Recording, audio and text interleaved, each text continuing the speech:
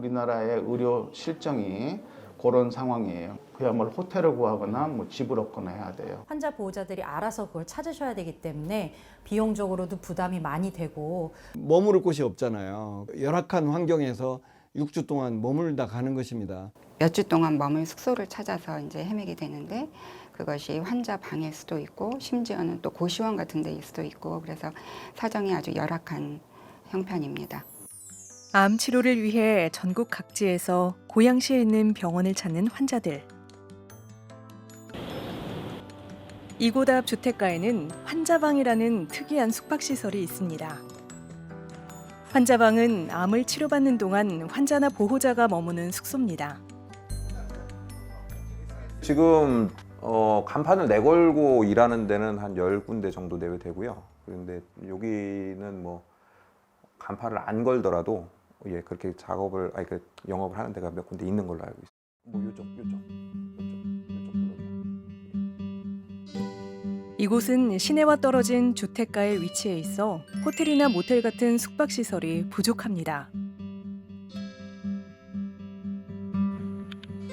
그래서 치료 기간 동안 머물 수 있는 환자방이라는 숙박 형태가 생겨난 거죠.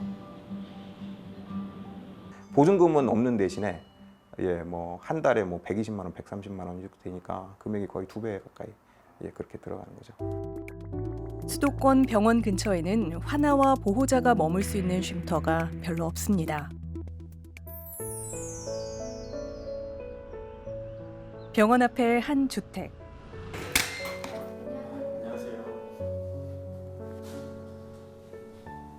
당장 이사 간다 해도 이상하지 않을 정도로 꾸려놓은 짐이 많습니다.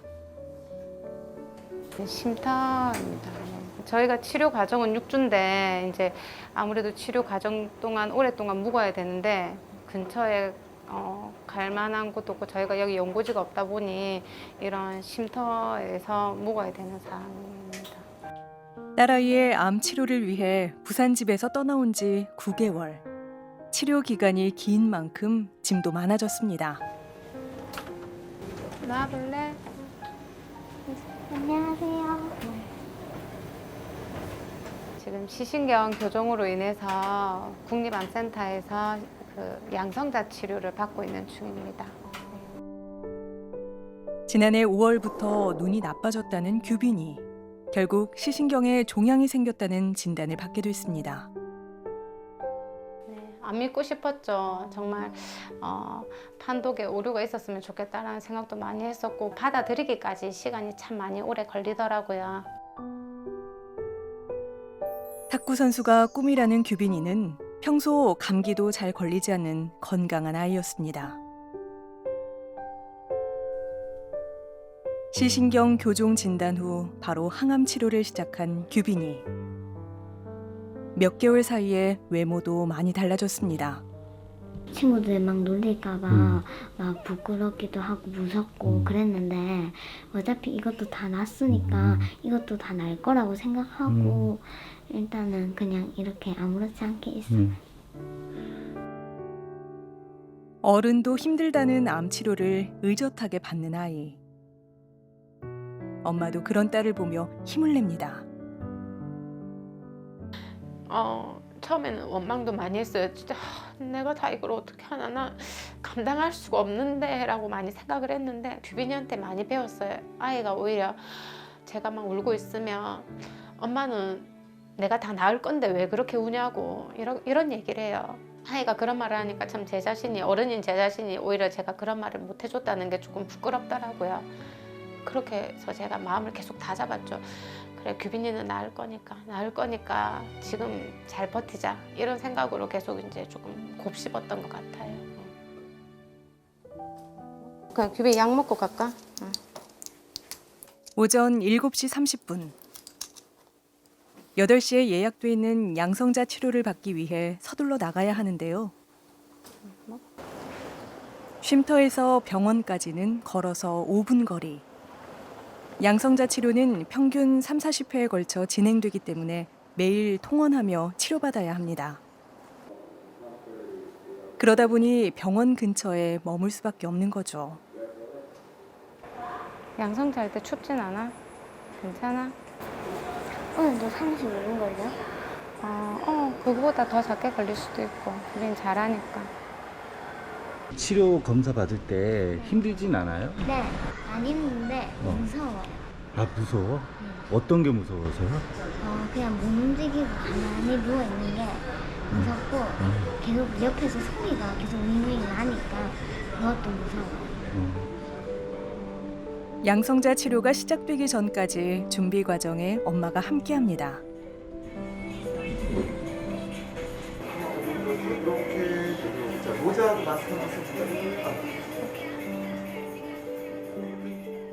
양성자 치료는 방사선 치료 중의 하나로 양성자 에너지를 암 조직에 쏟아부어 암세포를 제거하는 치료인데요. 아이에겐 분명 힘든 시간일 겁니다. 그런데도 잘 버텨낼 수 있는 이유, 엄마가 기다리고 있기 때문입니다. 사실 이제 제일 겁나는 게 재발이라든지 이제 아직 종양이 남아 있다든지 이런 게 제일 조금 두렵긴 한데 그런 부분 없이 완전히 이제 종양이 다 사라져서 깨끗이 완치가 됐다는 말을 제일 듣고 싶죠. 그렇게 해서 규빈이 원래 일상대로 생활했으면 좋겠다는 게 제일 큰 바람입니다. 네. 엄마의 마음을 아는지 30-40분 같은 자세로 누워 움직이지 않아야 하는 힘든 치료임에도 규빈이는 씩씩하게 해냅니다. 잘했네. 오늘 규빈이 손도 많이 안 들고 빨리 끝냈네, 그치? 진짜 잘했네. 안 힘들었어. 잘했네. 오늘 좀 빨리 끝난 것 같아. 네, 고생했어요. 이번 한 주도 감사합니다. 네.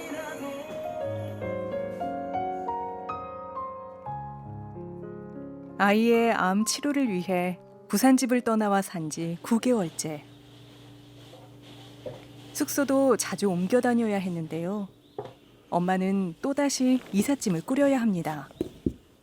저희가 여기 쉼터에서 이제 방을 빼드려야 돼요. 다음 분이 들어오셔서 아직 치료는 몇 번 더 남았는데 여기서 계속 머물 수는 없는 상황이어가지고 이동을 해야 되는 상황.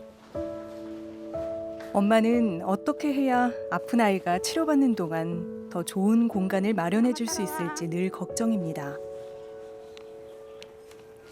애를 데리고 와서 막상 있을 때도 없고 하면 상당히 심각한 상황이라 굉장히 힘들어요. 그래서 그런 거를 만약에 많이 앞으로 만들어서 애들한테 제공을 해줄 수 있다고 하면 굉장히 진료에 도움이 될 거고, 그 아이들이 치료를 받는 동안 심리적으로 안정된 그런 숙소를 만들어주는 게 무엇보다도 필요하다고 생각이 됩니다. 어머님은 지방에 계신 분들은 특히 아이랑 둘이서만 와 계시는 경우가 많아요.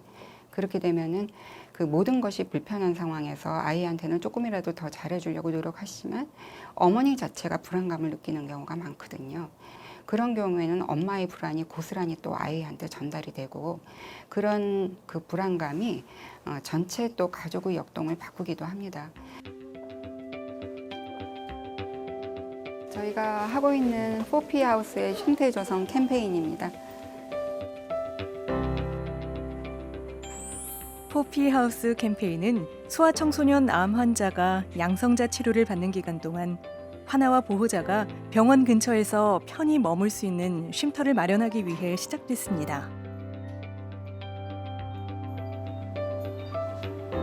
그 양성자 치료는 평균적으로 보면은 한 6주 정도의 치료 기간이 걸리고요. 매일 치료하는 건데 하루에 1시간 이내로 시간이 걸리기 때문에 통원 치료가 원칙이 되는데, 아이들한테 치료 중에 좋은 환경을 만들어주고자 하는 의미에서 시작된 캠페인입니다. 양성자 치료를 받을 수 있는 곳은 국내에 단 2곳뿐. 많은 환아들이 양성자 치료를 위해 이곳을 찾을 수밖에 없는 상황인데요. 이들에겐 치료 기간 동안 머물 쉼터가 절실합니다. 암 환자들이 그 방사선 치료를 받다 보면 몸이 굉장히 피곤해져요. 그리고 온몸이 어떻게 보면 굉장히 힘들어집니다. 특히 어린아이들이 이 정서가 중요하잖아요. 암이라는 그 무서운 병을 만나가지고 매일 막 피도 뽑혀야 되고 그 고통을 막 겪게 되는데, 여기서 지낼 때 좀 편안하게 지낼 수 있는 공간을 우리가 마련한다면은 정말 환자들에게 또는 그 가족들에게, 엄마에게 큰 도움이 될 것입니다. 규빈이와 엄마가 부산집에서 병원까지 통원하려면 왕복 14시간을 길에서 보내야 합니다. 엄마는 규빈이가 좀 더 편하게 치료받을 수 있도록 화나 가족 쉼터를 이용하고 싶지만 늘 사용자가 많아 예약이 쉽지 않습니다. 쉼터가 아주 없지는 않습니다. 지금은 저희 양성자 치료를 받으러 멀리서 오는 아이들 가족들을 위해서 한국 백혈병 소아암 협회라는 곳에서 숙소를 한 군데 마련해주고 있어요. 또 한 개가 이제 최근에 저희가 기부를 받은 숙소가 있는데 현재로는 그 두 곳이 두 가족이 머물 수 있는 장소가 있습니다.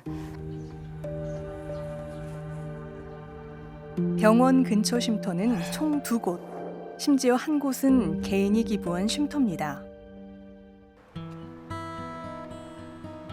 네, 여기가 저희 헬렌스테이 쉼터예요.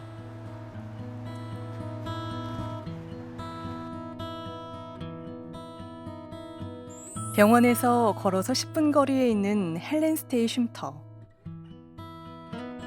화나 가족들이 편히 쉴 수 있도록 임미숙 씨와 회사 직원들이 함께 꾸민 아늑한 공간입니다. 저희는 비용 받지 않아요. 저희 그냥 회사에서 이걸 그냥 기증해가지고 그냥 저희가 이 공간을 쓰는 것 자체가 그냥 저희가 할 수 있는 하나의 사회봉사?